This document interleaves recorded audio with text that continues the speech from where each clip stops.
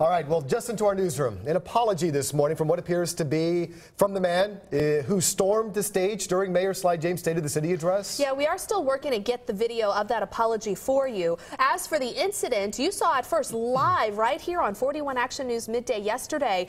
We've also learned that the man is expected to be charged for assaulting a police officer. Sarah Hollenbeck joins us live from police headquarters now with more. Sarah.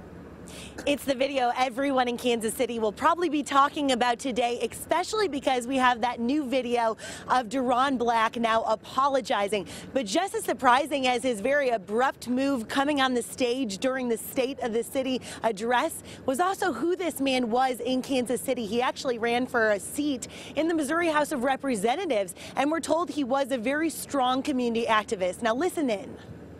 This man had just got through talking about exactly what the he ain't did.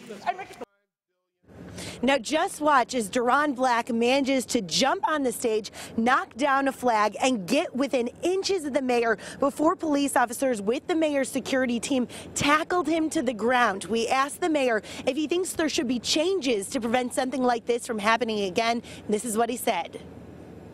I will say this, that if somebody wants to get to you and they're hell-bent on it and they're a little bit nutty, they can do it. Those guys saved me from perhaps some bruising and beating myself today, so I got nothing but love for them for sure.